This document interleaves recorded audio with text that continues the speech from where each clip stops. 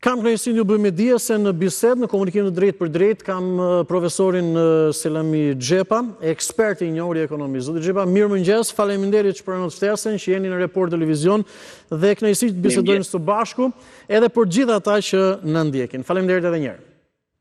Faleminderit juve. Në pak minuta do mundohem që t'ju bëj disa pyetje, le të themi edhe të thjeshta, që ndoshta mund t'i ketë çdo qytetar shqiptar dhe çdo kush që na ndjek.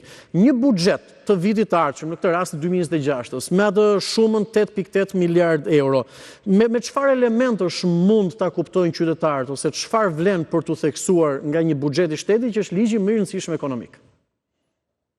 Shko, buxheti dihet që është taksa që ne si qytetar kontribuojmë për të garantuar të mirat publike, kështu që në thelb është një kontribut që shoqëria bën për ndërtimin e vendit vet, dhe nga kjo pikpamje, mënyra se si alokohen, se si shpërndahen këto burime, tregon njëkohësisht edhe një lloj filozofie se cilat janë prioritetet që një vend zgjedh për të fokusuar, si thua, në përpjekjet e veta financiare.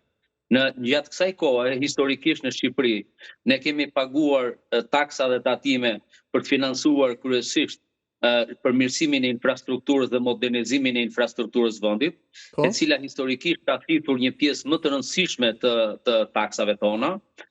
Kemi paguar për arsimin, për shëndetësinë dhe për gjithë ato që janë mirat publike, por duke parë disa nuanca të caktuara, ne mund të nxjerrim të cilat mund të jenë prioritetet buxhetore, si thua, nga një periudhë në një periudhë tjetër. Dhe ajo që spikat për shembull në buxhetin e vitit 2026 është qartazi një zhvendosje e parave publike drejt të financimit më të lartë të mbrojtjes.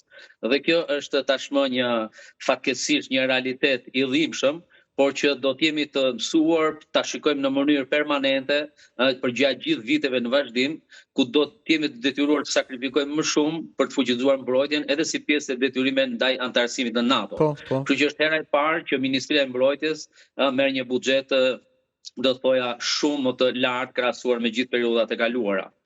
Prioriteti i dytë duket që ka një rritje më të fortë për mbështetjen e skemës pensioneve dhe për të vazhduar reformën e pensioneve, që siç dihet ka një objektiv për të arritur tek pensioni mesatar në 400 euro. Kështu që edhe shuma e parave që shkojnë drejt financimit të skemave kontribute shoqërore ka një rritje të dukshme.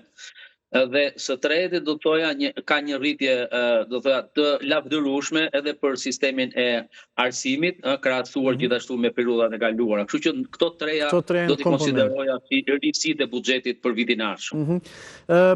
Diçka që nga këto treja ne na intereson më shumë është çështja e pensioneve. Si ju duket, zoti Xhepa, le të themi kjo shpërndarje e bonusit çdo muaj dhe më pas edhe kategorizimi, sepse ne kemi bërë llogarit dhe pak a shumë diçka të thjesht mund ta kuptojmë që për një sër kategorish me rritjen më të madhe përfitojnë më shumë krahasuar me bonusin momentalisht, por për kategori të tjera është pak, madje në 2 vitet e para nuk arrihet edhe ai bonusi që do të merret këtë fund vit. Ju si ju duket?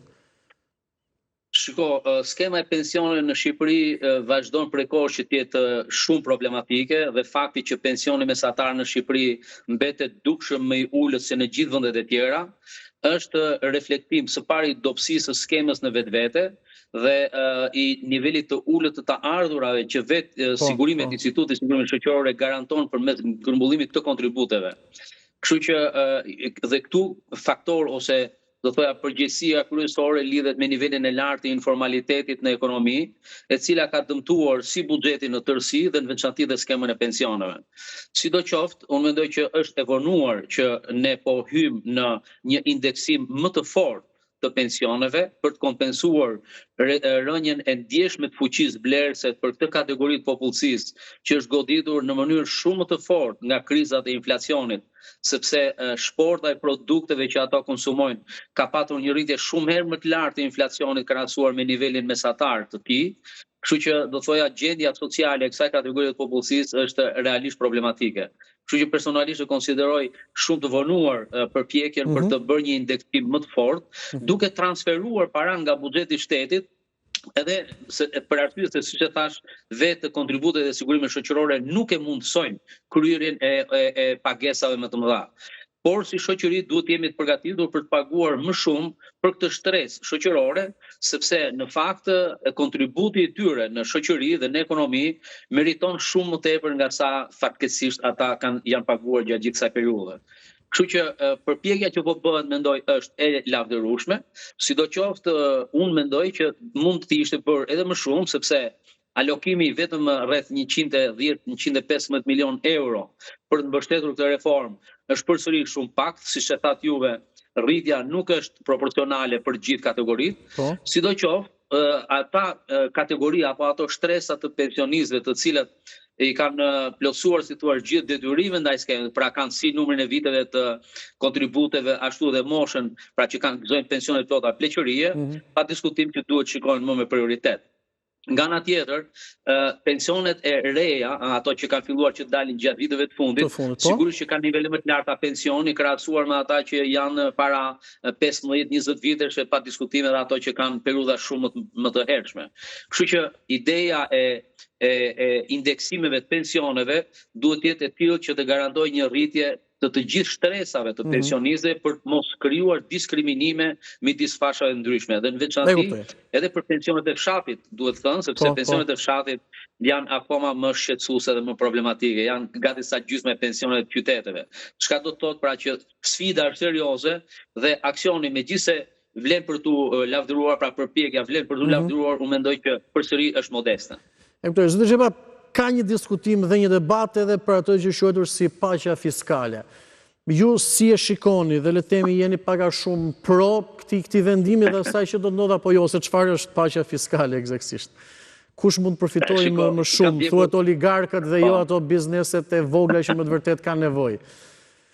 Në fakt janë rreth 200.000 biznese, më shumë se 200.000 biznese në Shqipëri që janë me probleme me administratën tatimore dhe me sa kam parë gati 60% e tyre e këtij totali në fakt janë biznese ose të mbyllura ose si thua nuk janë pasive me regjim pasiv siç e quajnë ato të administratës tatimore. Pra de facto janë sipërmarrje private që nuk ekzistojnë, do të thoja, pra nuk janë pjesë aktive e sistemit ton tatimor.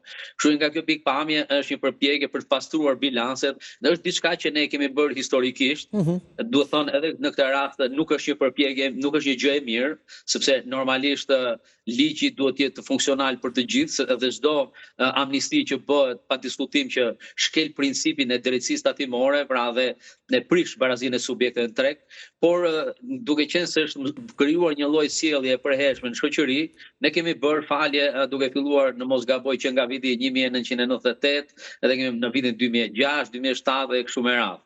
Pra, në këto raste, përgjithsisht pastrohen ato detyrimet, bëhet fjalë për një shumë rreth 1.6 miliard euro që qëndrojnë në bilanset, edhe në bilanset e qeverisë, por edhe në bilanset e kompanive, siç thash gjysma e tyre nuk ekzistojnë fare. Kështu që është një përpjekje për ta shliruar një lloj ngërçi që është krijuar në ekonominë e vendit. Personalisht mendoj që ka një kontekst që në përgjithësi unë nuk e mbështes në fakt amnistisë, sepse janë, siç e thash, krijojnë moral të keq dhe përcjellin moral të keq. Por konteksti aktual është se jemi në procesin e integrimit evropian dhe kjo është një përpjekje për të krijuar një lloj kulture të re të bashkëpunimit të administratës me sipërmarrje private dhe si e tillë, meqense duart e tona do të jenë të lidhura, kur pas vitit 2030 Shqipëria ka mbyllur gjithë kapitujt e antarësimit në Bashkimin Evropian, çka do të thotë pra është një lloj rasti në një farë kuptimi unik, në kuptimin që rastet të tilla ndoshta do të jenë shumë të kufizuara dhe të limituara në perspektivën e ardhshme. Kështu që nga kjo pikpamje mendoj që duhet kemi një qasje ndoshta disi më të favorshme në këtë iniciativë. E kuptoj. Zoti Xhepa, të lutem edhe diçka të fundit, shkurtimisht televizion informative dhe zhvillimet, le të themi, kapin njëri tjetrin. Nëse një qytetar thotë çfarë përfitoj unë nga një buxhet, në këtë rast dhe nga buxheti i vitit të ardhshëm, unë pak a shumë them okay, nëse preken pensionet, është përfitim, pagat, indeksimi, por ka përfitime direkte dhe indirekte. Pak më thjesht për shembull nëse dikush pyetoj unë çfarë përfitoj, çfarë mund t'i thoni? Shiko, e para një në mënyrë të drejtë për drejtë, janë gati 2 miliard euro që prokurohen në ekonomi, çka do të thotë një pjesë e madhe e fuqisë punëtore financohen nëpërmjet të kontratave publike. Po. Është një nivel i lartë i popullsisë që është e lidhur në mënyrë të drejtë për drejtë me buxhetin e shtetit, pra janë me transferta që bën gjithë jo vetëm punojësit e sektorit buxhetor në nivelin qendror, por të gjithë sektori publik në Shqipëri që është gati 180.000 banor. Kështu që nga kjo pikpamje ka impakte të drejtë për drejta. Por edhe impaktet të tërthorta janë serioze, sepse çdo përmirësim që bëhet, fjala vjen në infrastrukturë, përmirësime që bëhen në infrastrukturën bujqësore, përmirësime që bëhen në arsim, në shëndetësi, gjithë procesi i investimeve synon jo vetëm që të mbajë me punë njerëzit, por nga ana tjetër të krijojë oportunitete dhe mundësi për të rritur kulturën e shërbimit, pra që të kemi një arsim më të mirë, të kemi një shëndetësi më të mirë. Sigurisht që këto ndryshime nuk janë vizibël të dukshme menjëherë, por qëllimi i buxhetit ky është që gradualisht të përmirësojnë këto shërbime në mënyrë që të marrim shërbime të klasit sa më cilësor. E kuptoj. Zoti Xhepa, faleminderit. Faleminderit shumë, kënaqësi dhe ju uroj ditë e fundjavë të mbarë. Faleminderit edhe njerë, ishim me ekspertin një orë të ekonomi, zotin Selami Xhepa. Në pak minuta, në fakt, për mbledhasi diskutuam edhe me një shpjegim të thjeshtë se ç'ndodh me buxhetin dhe përfitimet që mund të ketë gjithë secili.